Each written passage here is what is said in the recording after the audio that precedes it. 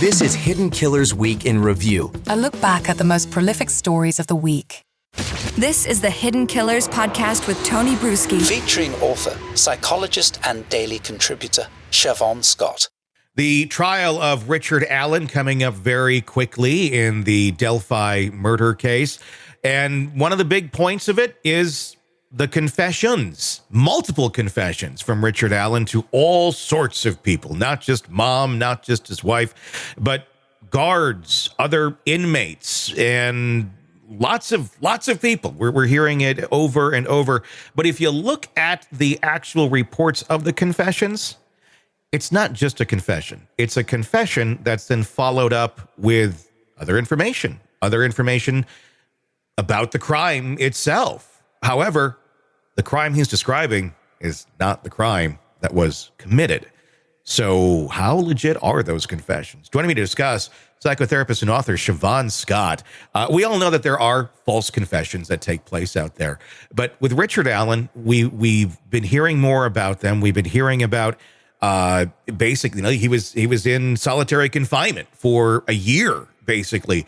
And there was people always taking notes and taunting him and yelling at him. You're a killer, you're a child killer, this and that. And eventually he starts admitting to this crime. But then he also says, and then I shot one of them this way. Then I sexually assaulted one of them. That didn't happen. That's not how the crime took place. How does that then weigh in with a confession when what he's confessing to also doesn't add up? Yeah, I've taken a deep dive into the research on false confessions recently. Yeah. And we know that there have been many, because there were several hundred cases after we started doing DNA analysis, several hundred cases of crimes where people had been convicted based upon all kinds of evidence, including faulty witness testimony, as we've talked about how common that is. And then they were found later on to be innocent by DNA.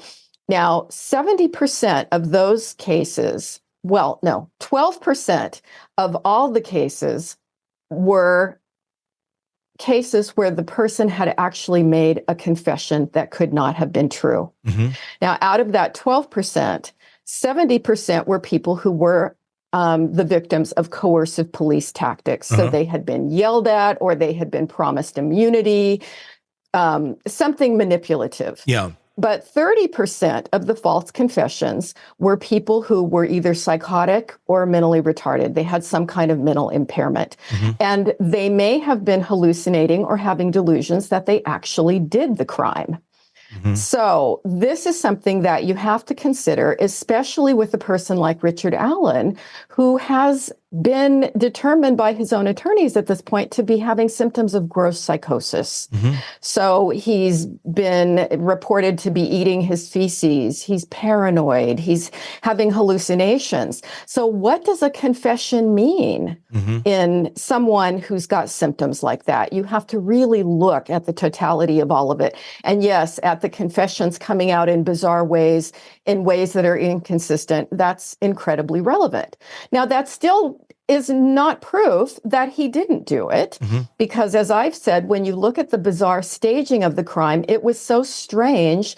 It speaks to me of a perpetrator who was psychotic because it was so weird. Yeah. And so if it's not Richard Allen, who's psychotic at this point, I think there's another perpetrator out there who had certainly some psychotic tendencies or a psychotic episode.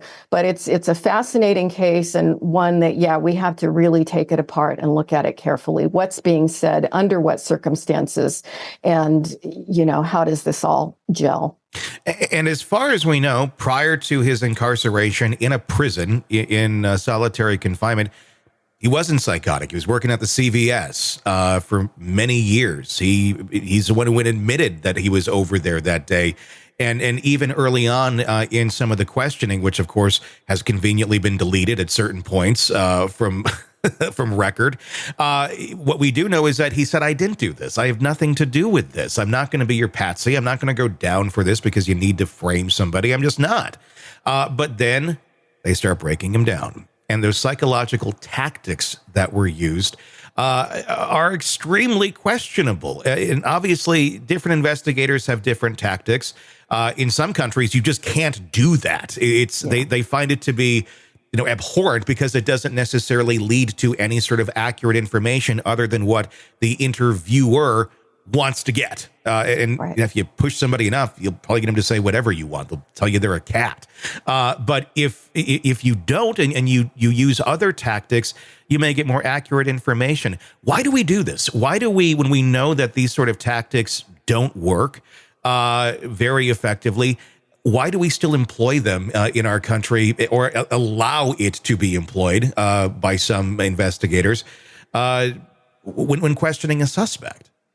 Yeah, it's really, really awful. And I think it's one of those things where people trust the system. Your average person trusts the system and thinks it's fair. And that when we talk about the justice system, it really is all about justice.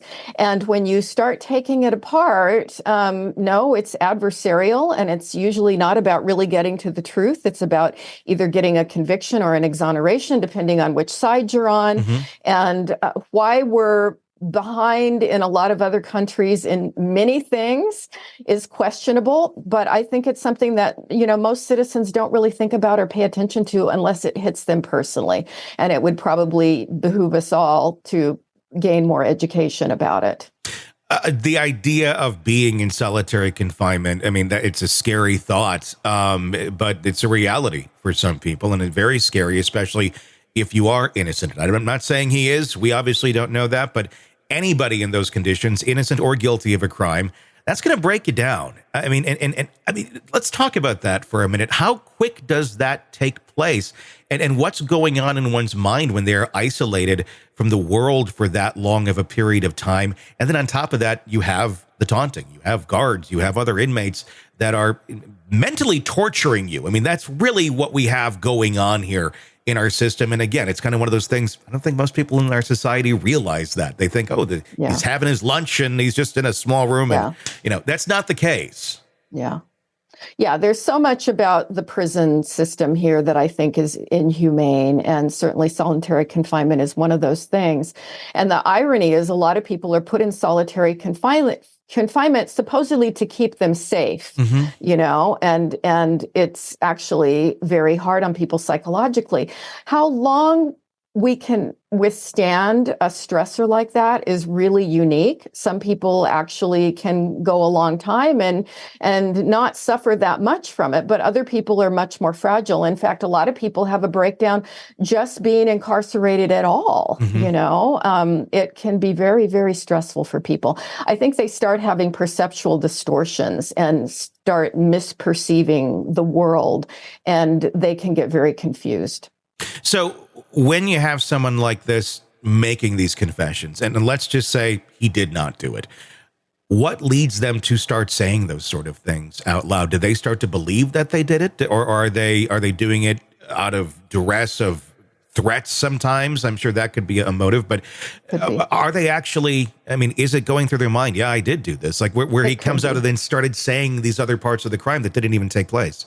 Yeah, I think in this case, because he's having so many gross symptoms of psychosis, that he may be delusional and actually believe that he did it. And that could be why the stories change all the time, because he's coming up with various, scenarios based upon delusional thinking. And that could certainly be happening. So a lot of the other, as I said, 30% of the false confessions, the person really believes they did it at the time they make the confession, when it's proven later on that no, they didn't.